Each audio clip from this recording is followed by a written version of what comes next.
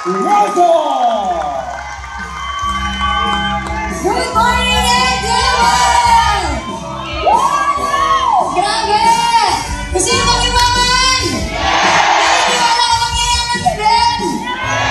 Guys, July 2006 of 2009, that was 6 years ago, sa ganitong klaseng event, sa ganitong klaseng lugar, exactly the same event, exactly the same company, exactly the same people, but definitely, truly different jet ski. So that time, isa lang akong simpleng parang ikaw, nakaupo dyan, nakasuot ng t-shirt na pare-pareho, katulad ng katabi mo, nag-iisip lahat ng nagsasalita sa harap, grabe, ang galing nila, nakakaiyak naman. Kailan kaya pwedeng mangyari sa akin lahat ng nangyari sa kanila na galing sa simple, biglang may mangyayari, biglang magbabagong buhay, hanggang sa darating ng time na lahat ng pinapangarap mo at ini-imagine mo sa buhay mo, unti na siyang mangyayari na hindi mo nangyayari.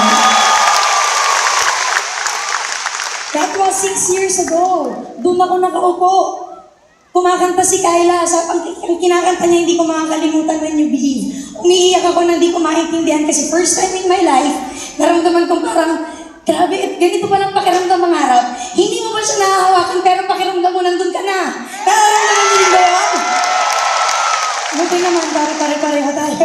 And nung time na yun, that single event na na-attendan ko sa Inares, it was just a product launching of Restore Life that time. Sabi ko sa sarili ko, one day, someday, I don't know kung paano siya mangyayari. I just know that it will really happen. Alam ko, darating din ang oras na tatawagin ako, papalakpak ang sandamakmak na tao, tapos pangalan kong nakikita ko sa screen at pangalan kong narinig ko.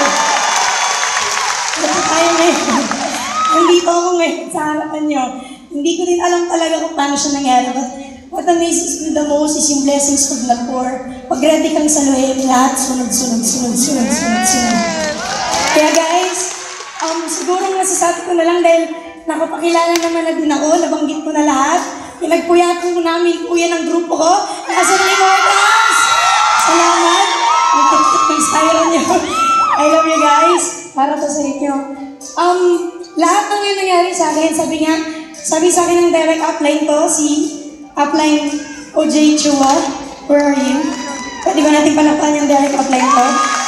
Sabi niya sa akin, yung ganda-ganda daw ng kwento ko. Sa una hindi ko maintindihan bakit. Pero nung pag pinapanood ko yung video kanina, sabi ko, okay naman kasi buhay ko eh.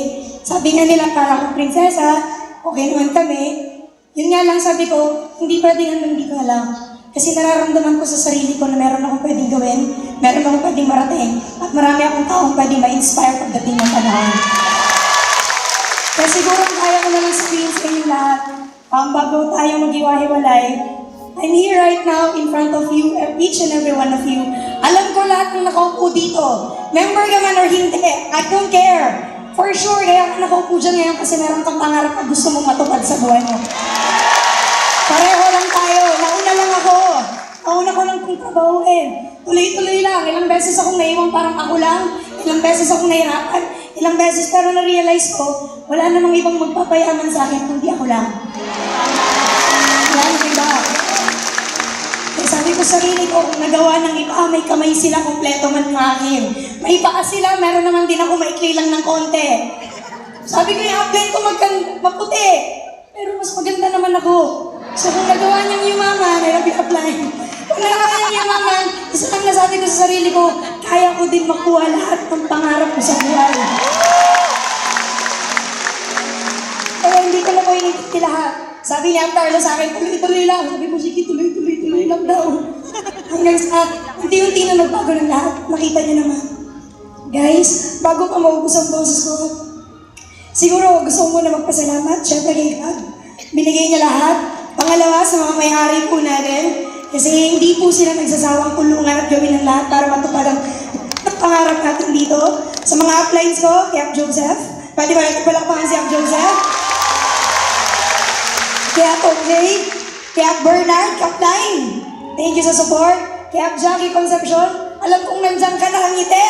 Yep, ka-power, grabe, tapos na. Salamat sa inyo lahat. At syempre sa grupo ko, nagsisimula pa lang tayo guys. And syempre, hindi po matatapos tong araw na to because I wouldn't be here right now in front of you guys kung hindi po dahil sa family ko. the most reason kung bakit ako nag-network at bakit gusto makuha lahat ng pangarap ko. Nung una, nag-network ako lang, I'm the youngest, sabi ko, hirap naman. Ako lang, pwede naman kaming sama-sama. Mas masaya ba yun? Yun nga lang, sabi nga nila, when you believe at pag trumabaho ka, ibibigay sa'yo ang dapat na para sa'yo. So I'm very, very proud kasi bakit? Yung nanay ko, yung mga kapatid ko, nandito sila not just to support me, pero nandito sila kasi humahataw din sila. Nandito yung, nandito lang pala yung nanay ko, tumayo ka na, tumayo ka, nakatayo ka na pala. Dalawa pala tayong nakatayo na. Nandito siya. Kaya guys, tuloy-tuloy niya lang. Meron at meron kang kalalalagyan. Kasi before, akala ko, ang dami ng mayaman, ang dami ng sikat, ang dami ng magaling. Saan pa ako lulugar? Pero pag ginusto mo pala, meron at meron at meron kang lulugar. Thank you po. Thank you sa lahat na nandito kasi kayo yung naging witness kung anong nangyari sa akin. This is just a testimonial. Pero isa lang man sabi ko, this would probably my first talk sa ganito kalaking crowd. But this would definitely not the last. Abangan niyo po kasi bakit? Unti-unti nangangarap pa rin ako ng palaki kasi bakit? Kung nagsalita ako dito, totoo pala. Masarap po magsalita dito sa harap. Kaya ang susunod kong pangarap ko ngayon, gusto ko aakyat ulit ako sa entablado to. Ina-awardan ako as one of the top 20 of AIM Global. Again, thank you very much. Good morning! Yes, milyon palapak. Ay Miss Jensky Raso. Ibang klaseng kwento. Dahil almost newly graduate nung nakita ang AIM Global. Nakapagtrabaho sandali to just experience employment. Then when